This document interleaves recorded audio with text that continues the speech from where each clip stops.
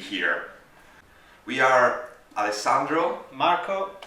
so we are the co-researcher of DFOhub. DFOhub is an R&D project that is aimed to create something that we call on-chain companies. To understand why we are working on it, I think we have to figure it out how dApps and DAOs work today. Basically, if you run a dApp, people can use it anonymously on Ethereum, but the team have the ownership of the code, and the team have the ability to use fork it and to do basically everything they want. The same things is for DAOs. Basically, DAOs are like a fixed box in which teams have made the code, and people can interact inside this box with some kind of small and fixed way to vote things, and even sometimes they vote for not to run code, but to ask the team to do something, and the team have all of the power to change the code and to improve that. Our R&D is basically to delete the needs of a well-known team of people behind a dApp or a DAO. This new kind of on-chain companies we call decentralized flexible organizations. And so basically the team have the only power to deploy. After that the organization is deployed, everything is about to vote with the token. And that's why we call it Programmable Equities. So the token rule everything, from every part of the application with the core and the assets. So it's very more like an equity, like a new asset class. And with DFO, you can build dApps and DAO on top of it. So this is not to replace the DAO technology or the dApp technology, but it's to replace the team behind an application. I think it's the long run. This is a very interesting R&D for Ethereum. So in Ethereum we experienced some kind of utility tokens, and we have voting tokens like DAOs, so to vote some kind of things but not have the full power of the applications. And with DFO we have a new asset class, it's called Programmable Equities. You can vote with full power inside an application. And so, for example, DFOhub is a DFO, so if we lost all of our token, we don't have any power. And that's why this kind of new tokens is very different from everything we experienced before. We think the best way to have the correct flexibility decentralized application needs is to use the concept of the microservices. In DFO protocol, every functionality of the decentralized organization is a singular smart contract, and all the functionality inside these smart contracts cooperate between them to obtain the main purpose of the organization itself. Every token order of the organization vote to run every piece of code, and they can vote to propose new pieces of code, new microservices, or disable or change the microservices themselves. All this stuff runs directly on chain with no abstraction. The anonymous people can propose to improve the single organization or more. The architecture is made by a system called double proxy. The first one keeps track on all the microservices that can read or write into the dApp.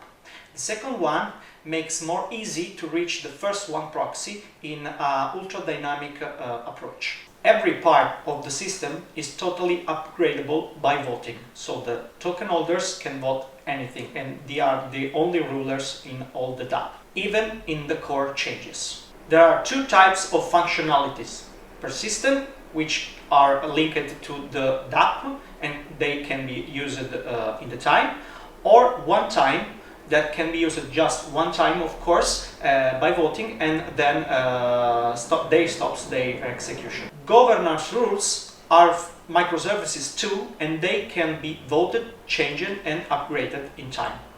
This is a general purpose protocol, which means that everyone can create their own version of DFOhub or a DFO. Exactly like ENS or Uniswap do. We are working on all the pieces needed to achieve the startup without founders. To do this, they must know what the microservices does And for this reason, we choose to create a side protocol which saves directly on-chain all the source code of the smart contracts. So everyone can see them and evaluate to vote for accept or refuse them. This is why we are working on something we call new Ethereum Order. Because we started this R&D because we strongly believe that it makes sense that Anons will rule Ethereum in the future. Because, for example, as Vitalik said in the last DFOhub, blockchains are cryptoeconomics protocol to make no assumptions about participants. The only way to prevent corporate capture in the Web3 is to govern services in a decentralized and multi-jurisdictional basis.